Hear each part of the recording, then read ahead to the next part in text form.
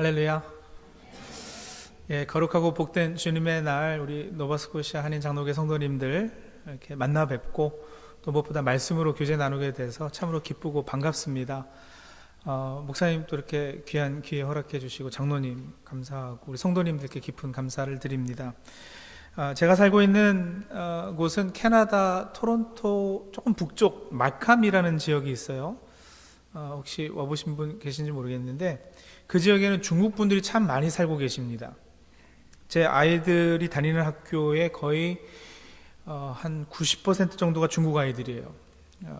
그 학교는 백인 아이들을 살펴보기가 꽤 어렵습니다. 자, 근데 이 중국 분들이 복 받는 거 참 좋아하시거든요. 집 대문 앞에 이렇게 지나가다 보면은 한자로 복자를 써놓은 집들이 꽤 있는데, 근데 좀 의아하게도 이걸 이렇게 다 거꾸로 붙여들 놓으셨어요. 제가 아무리 한자를 몰라도 복자는 알고 있는데 이걸 이제 거꾸로 붙여 놓으니까 궁금한 거죠. 나중에 누가 말씀해 주시기를 이분들이 그렇게 하는 것은 이 복이 하늘에서 떨어지는 것을 의미한다 그랬습니다. 하늘에서 복이 우리 집으로 쏟아져 내려라, 이제 그런 의미로 복을 거꾸로 붙여 놓는다 그런 거죠. 중국 분들도 그러하지만 우리 한국 사람들도 옛부터 이 복 받는 거 참 좋아했습니다. 자, 어렸을 때 밥을 먹는데 숟가락에도 무슨 무늬가 있어서 무슨 그림을 그려 놓았네 했는데 나중에 알고 보니까 그것도 역시 복자라는 한자였고요. 한복에도 이 무늬가 이 복자가 둘려져 있고 밥상 테두리여도 이렇게 돌아가면서 복자가 쓰여져 있었어요.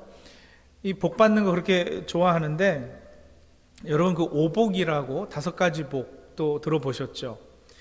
어떤 분은 이가 아프지 않은 것도 오복 중에 하나다 그러는데 제가 알아보니까 부, 수, 강령, 고종명, 유호독 이렇게 5가지를 오복이라 합니다. 부는 부자, 돈 많은 것. 수는 오래오래 살아서 천수를 다하는 것. 강령은 건강한 것을 의미하고요. 고종명은 죽을 때도 편히 고통 없이 죽는 것. 유호덕은 덕을 많이 쌓는 것을 의미하죠. 너그럽게 베푸는 삶을 사는 것, 유호덕, 오복 중에 하나다 그렇게 얘기하는 겁니다. 자, 그런데 이제 성경에도 정확히 이 5가지 복은 아니더라도 만사 형통하고 복 받고 사는 비결을 가르쳐 주는 듯한 구절들이 있습니다. 오늘 우리가 함께 봉독한 말씀이 그 중에 하나인데, 구약, 특히 그 중에서도 신명기에는 그것이 아주 두드러지게 나타납니다. 순종해라, 그러면 복 주겠다. 너희가 내가 요구하는 이런 것들을 잘하면, 그래서 어떤 조건이 제시가 되고요, 그것을 잘하면 그 대가로 만사형통할 것이다 하면서 어떤 복의 내용이 주어지는 이 공식이 사용되는 경우가 꽤 많습니다. 우리 이미 봉독했지만 한번 다시 보실까요? 신명기 11장 18절에서 20절을 보시면 조건이 나와요. 조건. 이러므로 너희는 나의 이 말을 너희의 마음과 뜻에 두고 또 그것을 너희의 손목에 메어 기호를 삼고 너희 미간에 붙여 표를 삼으며 또 그것을 너희 자녀에게 가르치며 집에 앉아있을 때든지 길을 갈 때든지 누워있을 때든지 일어날 때든지 이 말씀을 강론하고 또 내 집 문설주와 바깥문에 기록하라. 거기까지가 조건이에요. 그렇게 해라. 그리고는 21절이 어떻게 시작이 되죠? 그리하면으로 시작된단 말이에요. 그리하면 하고서 21절은 이제 약속된 복의 내용이 나옵니다. 22절부터는 또다시 조건이에요. 너희가 만일 내가 너희에게 명하는 이 모든 명령을 잘 지켜 행하여 너희 하나님 여호와를 사랑하고 그의 모든 도를 행하여 그에게 의지하면, 그러면 23절 복의 내용이죠. 여호와께서 그 모든 나라 백성을 너희 앞에서 다 쫓아내실 것이라. 너희가 너희보다 강대한 나라들을 차지할 것인즉 너희의 밟는 곳이 다 너의 것이니라. 여러분, 이런 구절들을 우리가 if then statement다 그렇게 부르죠. if then statement. if, 만약에, 만일에 너희가 내 말을 잘 들으면 then, 그러면 이런 복을 너희에게 줄 것이다. 언제 시간이 되시면 신명기서를 한번 쭉 읽어보시기 바랍니다. 모세가 이제 가나안 땅 입성을 눈앞에 두고 있는 이스라엘 백성에게 간절하고도 안타까운 심정으로 어린아이들을 물가에 내어놓는 마치 부모의 심정으로 설교하는 내용이 이 신명기 내용입니다. 이 신명기에서 하나님께서는 모세를 통해 계속해서 이 if then의 공식을 사용하시거든요. 그런데 여기에는 여러분 약간의 오해의 소지가 있습니다. 우리가 자칫 잘못 오해할 수 있는 것은 무엇이냐면, 그렇다면 순종하는 것이 복받는 것의 전제 조건인 양 생각이 되는 거예요. 공식이 그렇잖아요. If you 순종, then you get 복. 이렇잖아요. 우리 집, 저는 아들만 셋인데요. 저희 집 아이들이 다 미국에서 태어났어요. 그리고 이제 집안에서는 될 수 있으면 한국말 하려고 노력을 해서, 한국말하고 영어를, 제가 이렇게 가르쳐 주지도 않았는데 깜짝깜짝 놀라게끔 이렇게 섞어서 하는 경우들이 있어요. 예를 들어서, 저희 큰 놈이 작은 애를 막 이렇게 때리니까 작은 애가, 형아, stop 때링 me 이러고요. 제 막내가 하루는 이게 어디 있는지 제가 몰라가지고 어디 있느냐 이렇게 이제 부르니까 위층에서 아빠 I'm 똥누잉 이래요. 그래서 가르쳐 주지도 않았는데 그냥 ing 붙여가지고 한국말이랑 섞어서 잘합니다. 자, 여러분 보세요. If you 순종, then you get 복. 자, 이 공식에서 어느 것이 수단이고 어느 것이 목적같이 들리세요? 순종하면 복 줄게. 뭐가 수단이고 뭐가 목적일까? 이 공식에 따르면 당연히 순종하는 것은 수단같이 들리고요. 그래서 뭐예요? 복받자, 복받는 것이 목적같이 들리죠. 근데 과연 이게 성경적이냐라는 것이에요. 아니, 목사님, 신명기를 포함해서 성경 여러 부분에 이 if then의 공식이 나오고, 그래서 순종이 수단이겠네요. 복이 목적 같은데요? 라고 생각하시는 것도 무리는 아니겠습니다만, 여러분, 그렇지 않습니다. 순종하는 만큼 복받고, 순종하지 않은 만큼 덜 복받고, 혹은 순종하지 않은 만큼 벌받고 하는 공식은, 그건 복음적이지 않습니다. 순종하는 삶 그 자체가 사실은 복받은 삶이에요. 순종한다고 복받는, 순종이 복받는 것의 전제 조건 되지 않습니다. 우리가 구원받았고 은혜 받았기에 순종이 드디어 가능해진 것이지, 순종하는 것이 구원받는 것의 조건이 되지 않습니다. 그게 복음이잖아요. 우리가 행위로 구원받는 것이 아니다 하지만 은혜로 구원받은 사람은 드디어 순종의 행위가 가능해졌다. 그래서 여러분, 이 공식, 순종이 수단같이 들리는 이 공식이 조금 저는 문제가 있다 생각이 되고요.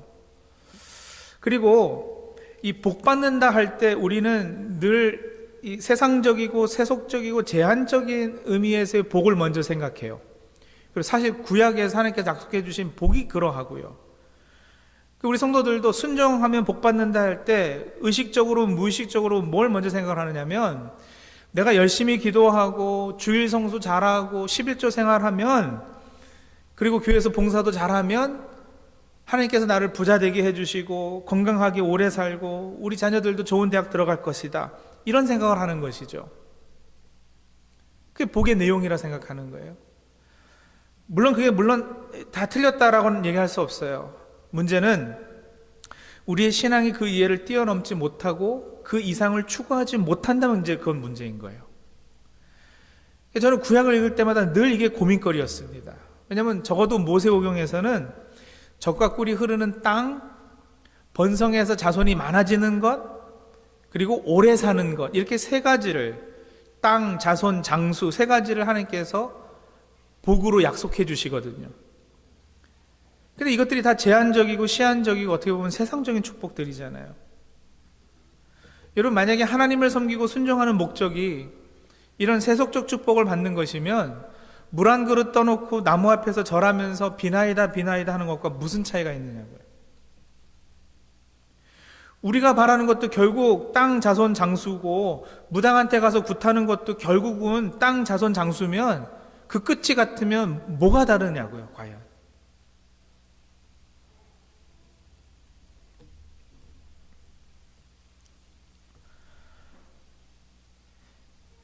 적어도 제가 알고 있는 기독교는 그것과는 달라야 되지 않을까? 이게 이제 제 고민거리였다라는 거죠. 성도들, 예수 잘 믿으면 물질적인 축복도 받고 만사 형통해서 잘 살 겁니다. 이 말이 아주 틀리진 않습니다.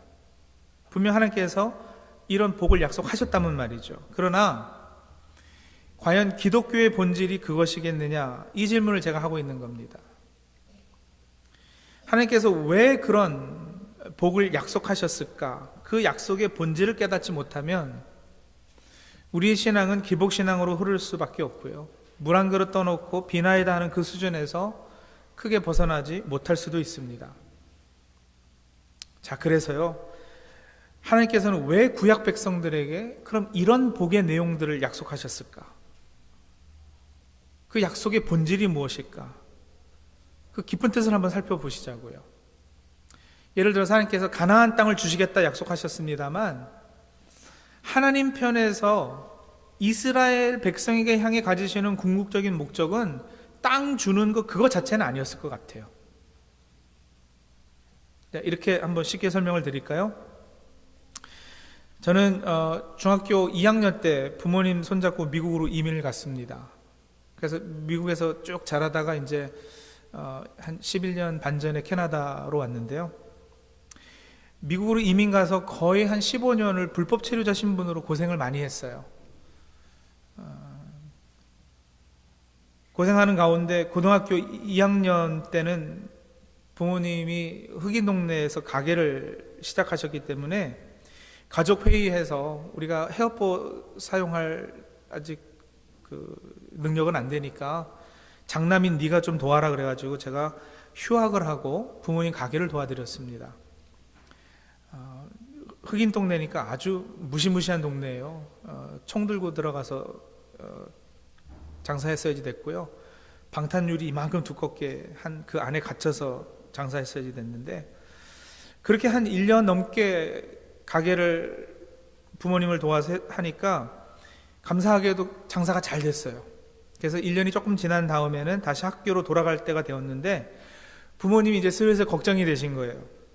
한참 대학 갈 준비를 해야 될 때 가게에서 일을 했으니까 새벽부터 나와서 밤 11시에 집에 들어갔거든요. 그러니까 미국은 대학 들어갈 때 SAT라는 입시를 봐야 되는데 그거 공부할 시간도 없고 대학 공부 갈 준비를 제대로 안 하니까 부모님이 걱정이 되셔가지고 저한테 동기부여 하시느라고 이런 제안을 하나 하셨어요. 너 이제 학교로 다시 돌아가서 지금부터라도 공부 열심히 해서 대학 들어가면 차 한 대 사줄게. If you 공부 열심, then 차 한 대. 이렇게 된 거예요.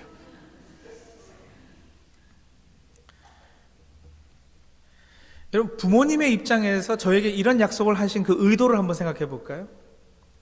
부모님 편에서 가지는 궁극적인 목적,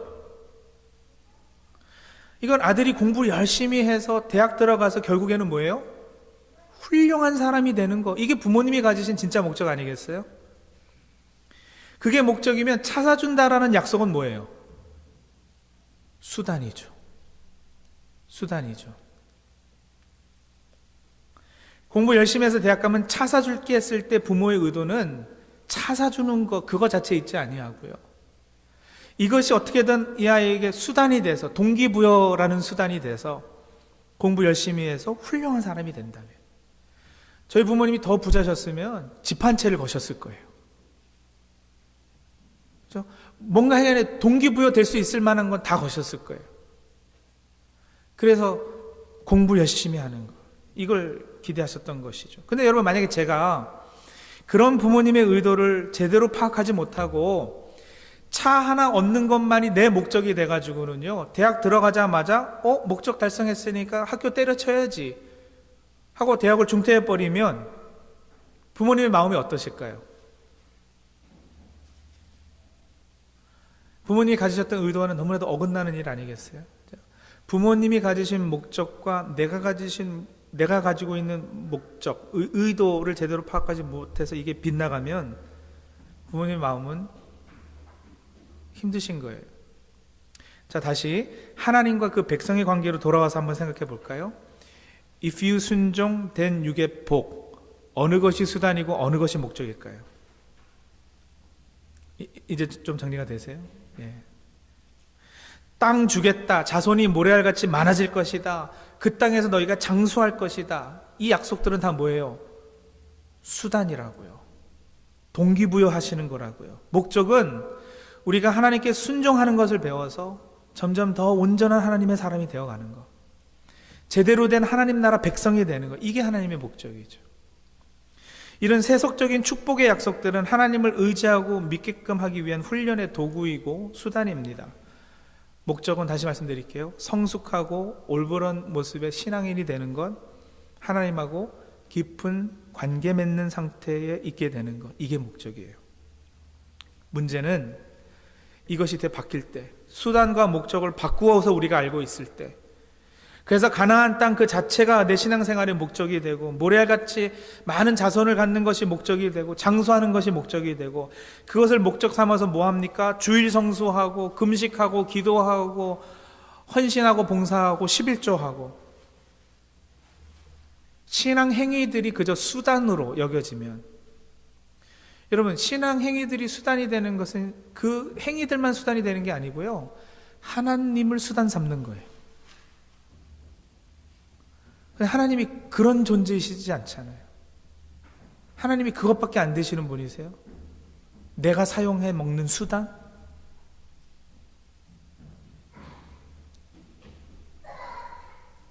수단과 목적을 바꾸어서 신앙생활하면 우리는 하나님의 의도를 제대로 파악하지 못한 것이고, 하나님의 마음은 아프실 수밖에 없을 겁니다.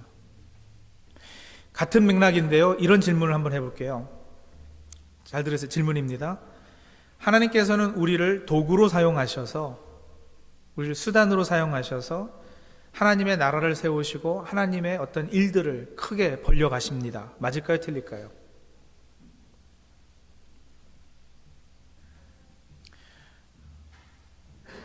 이제 함부로 대답을 못 하시겠죠, 그렇죠? 우리를 도구로 사용하시, 우리를 수단 삼으셔서 하나님의 일들을 크게 이루시길 원하신다. 맞다, 틀리다? 그러면요, 하나님께서 가지신 목적이 어떤 하나님 나라, 어떤 하나님 나라 일, 사역이 잘 되는 걸까요? 그럼 우리는 그저 도구일 뿐일까요? 아니면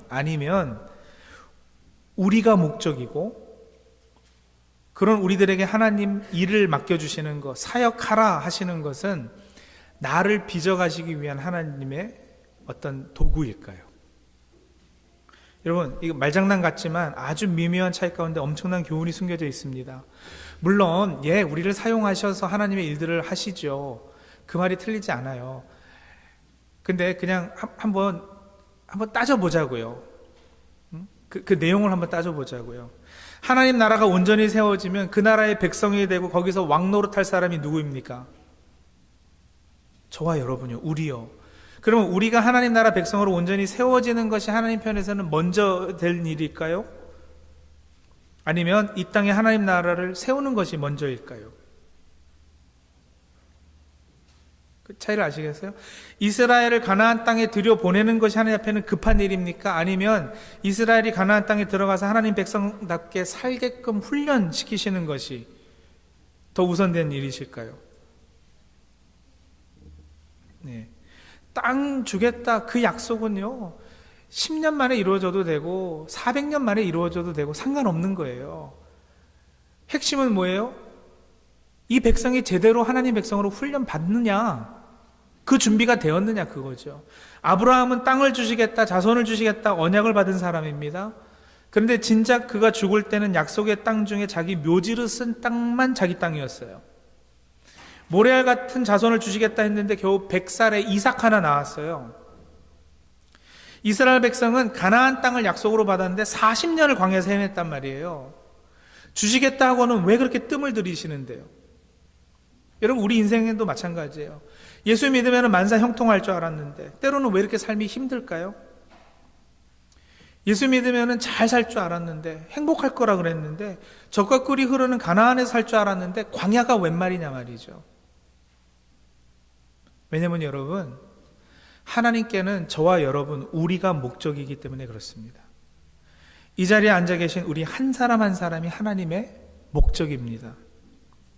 하나님의 자녀된 우리 삶에 때로는 그렇게 역경과 시련과 고난이 많은 이유, 예수 믿지 않는 옆집 아저씨는 아무런 문제 없이 모든 일이 그저 다 형통한 것 같아 보이는데, 우리는 기도를 하고 교회에서 열심히 봉사하는데도 때론 여전히 사막 같은 광야에서 목마르고 힘들어하고, 왜 기도 응답도 바로바로 되지 않고? 왜냐하면 여러분, 하나님께서 이스라엘 광야 40년을 통해 애굽의 노예 근성을 그 백성에게서 없애주셨듯이, 만나를 내리셔서 하나님 주시는 양식으로 먹고 사는 훈련을 받게 해주셨듯이, 구름 기둥 소름 기둥으로 하나님 인도함 받는 삶을 살게 해주셨듯이, 그렇게 우리도 그런 훈련과 그런 연단을 통해 온전한 하나님 사람 되게 하시려고요.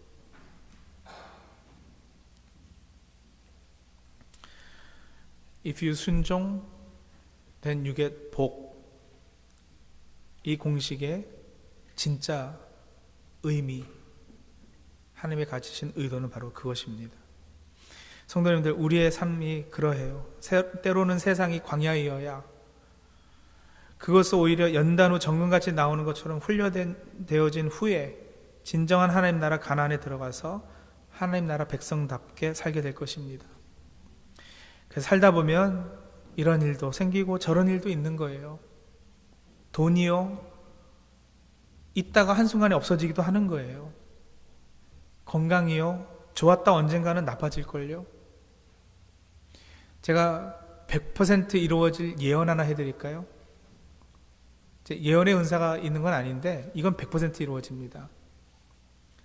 좀 기분 나쁘시겠지만 여기 앉아 계신 모든 분들 언젠가는 건강 나빠지고요, 언젠가는 누워있다가 하나님 부르심 받으실 거예요. 여러분, 우리 삶이 그냥 아무런 문제 없이 평탄하게 죽을 때까지 그럴 리가 없어요.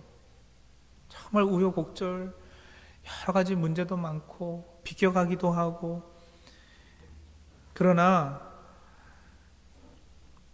그러한 가운데 우리는 그 어려움들 때문에 하나님 앞에 엎드리게 되고 하나님 앞에 매달려 기도하게 되는 거 아니겠어요?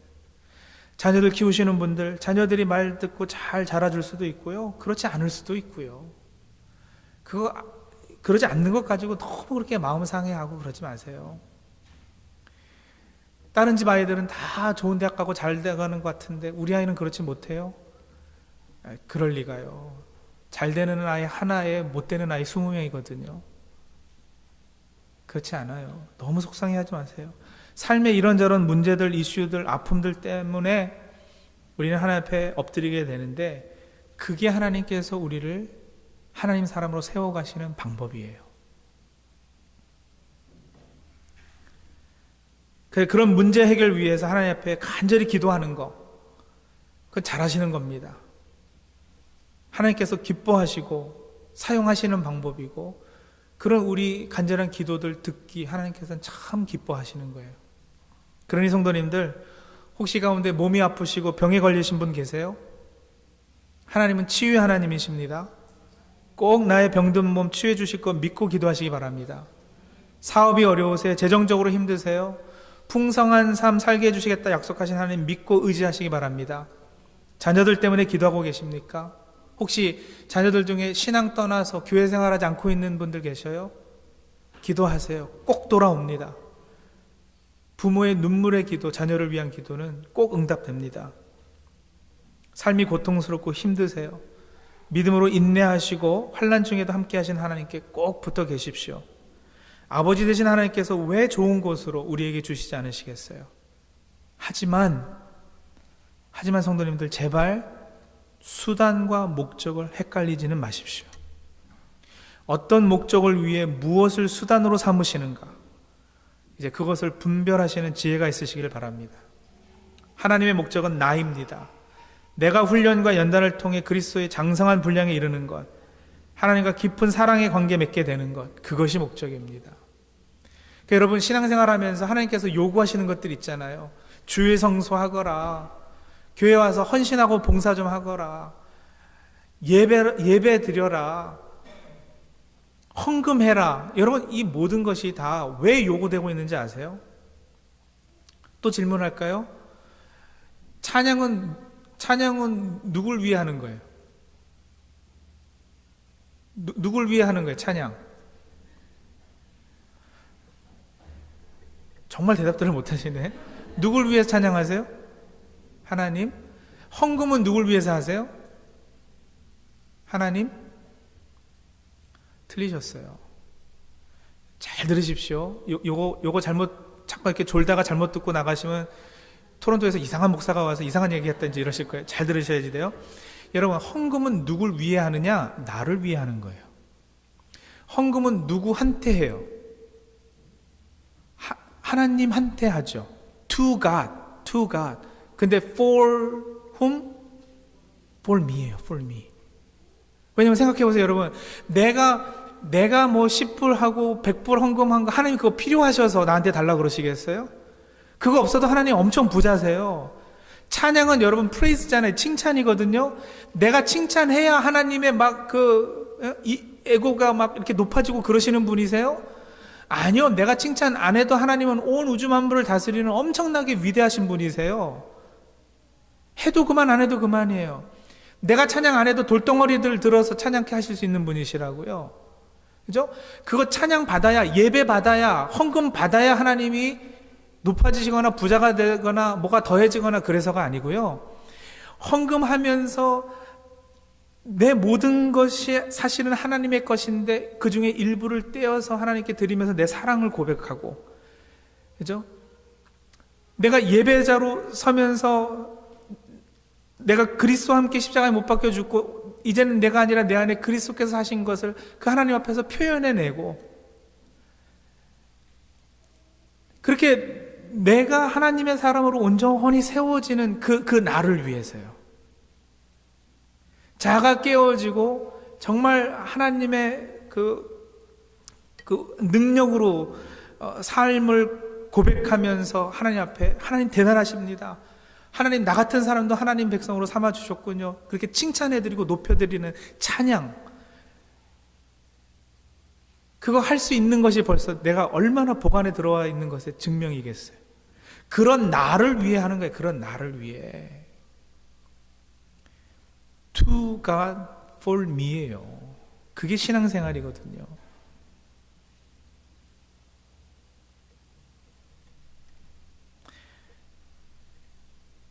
그래서 신앙생활 이거 해라 저거 해라 하는 것은 여러분 나를 목적 삼으셨기 때문에 요구하시는 것들이에요.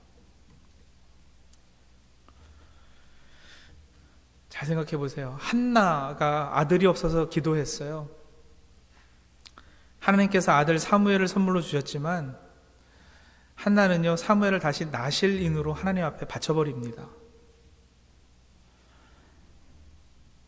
그러면 기도 전과 기도 후, 기도 응답 후에 달라진 것이 하나도 없게 되는 거예요. 왜냐하면 나실인으로 바쳤기 때문에 이제 한나에게는 다시 아들이 없어지는 것이거든요. 나에게는 죽은 아들이다. 그 표현이 이거 전적으로 이 아들은 하나님의 것입니다. 바쳤잖아요.